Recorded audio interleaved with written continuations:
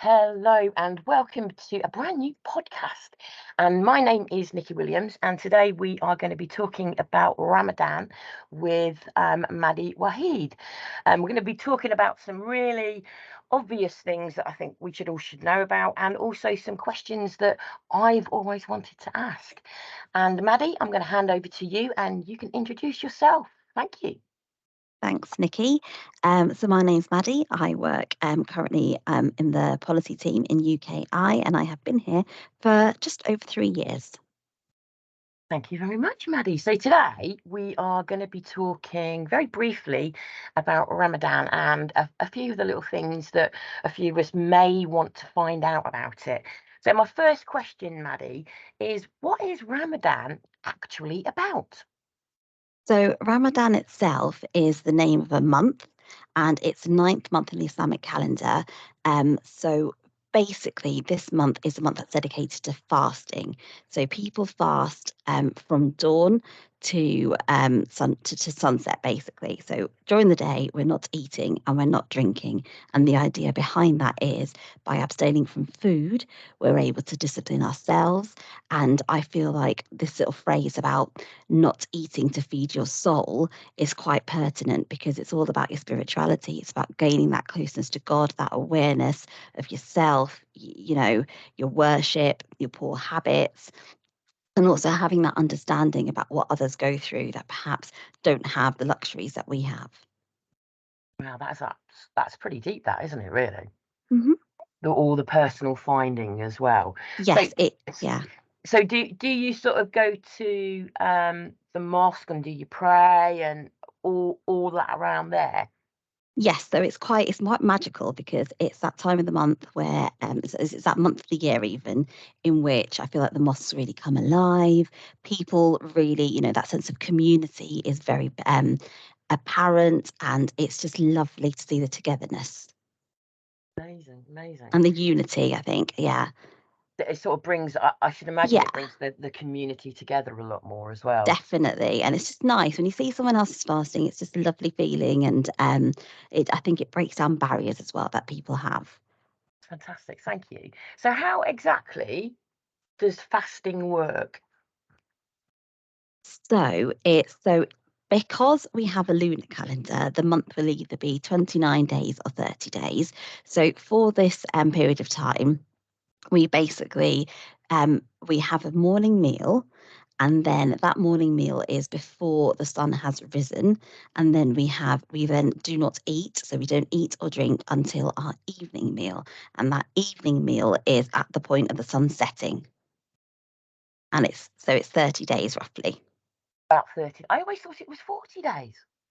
No, it's 30. Yeah. I don't know what Gosh. I'd do if it was 40 days. I I feel was going to like say 40 days does seem like a long time. it And does, yeah. and so you don't eat, you only eat in the morning before sunrise, and then you Hmm. eat after the sun has set again.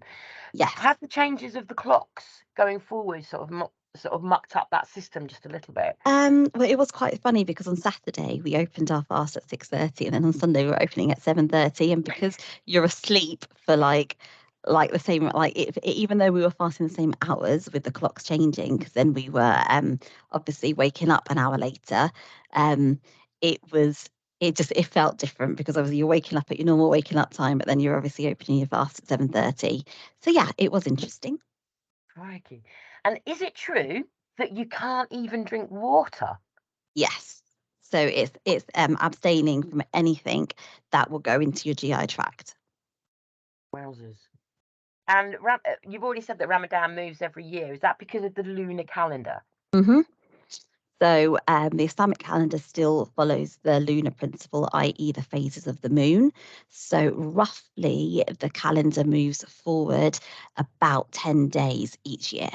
So we've like the over the last couple of years, we've gone from fasting in the summer, all the way now to March, and in a few years' time, like by 2026, we'll be at the beginning of February, then towards the end of January, and yeah, it's constantly moving so that which is kind of a blessing because the days are then obviously different lengths. And then your nights are different lengths, so there's a lot of difference in the way that you can worship. So it'll keep moving quite drastically every year. So it could be that Yeah. during sort of like the winter time, those days are an awful lot shorter, which probably helps with the fasting, I should It helps with imagine. the fasting, but then your nighttime worship is longer. So there's a beauty, and I feel both having it in the summer and also having it in the winter.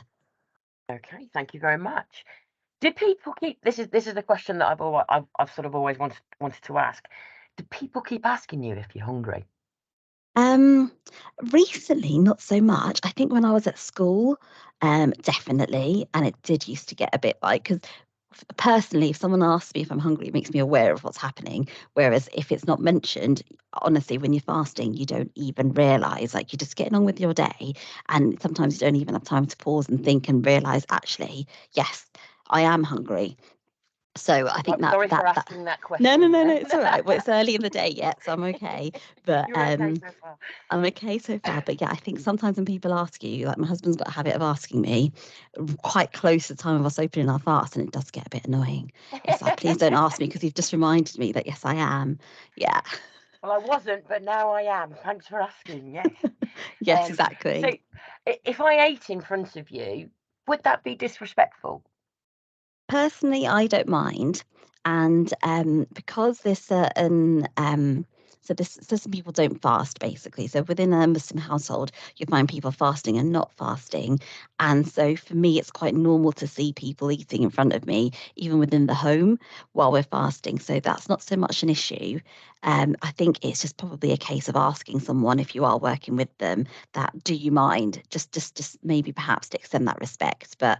I don't think many people would mind because it's all part of the fast and part of that patience is that you're going about your daily activities and you're not completely forgetting that food exists basically, like it's there, and it's part of the patience that you're exerting to be able to continue your fast in those circumstances. I love that explanation about your own personal patience about somebody eating in front of you. Yeah, It's like God is testing you yeah. to sort of turn around and go, no, you don't need that because you're doing this, you are fasting. There might be somebody sat there, but God's will It's is all, that you yeah, do it's not part eat. of the process basically. Like it doesn't Yeah, mean just because Muslims are fasting for a month that we completely forget that food is there or that we don't immerse ourselves in, you know, activity. Like yeah, you carry on your normal duties and your normal daily routine, and the idea is exactly as you said that you're exerting that patience and you're exerting that discipline. I think just sort of a side note on that.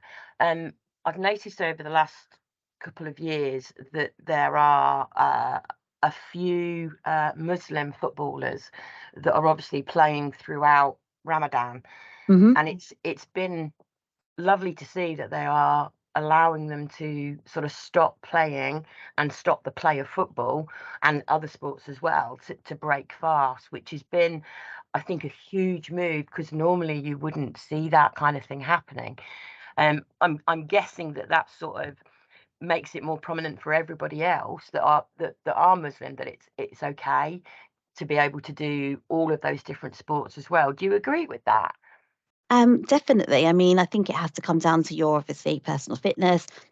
If you weren't exercising or playing sports before the month, why would you start whilst you're fasting? You've got to True obviously be fact. Yeah. careful of your Yeah. body's Yeah. needs. Yeah. But exactly that if it's something that you're doing regularly, if you're able to tolerate it, then there's no reason why you shouldn't safely be able to carry on. But it very much comes down to addressing that risk benefit ratio, isn't it? And Yeah. thinking about what can I do this safely, considering that I might get dehydrated, for example.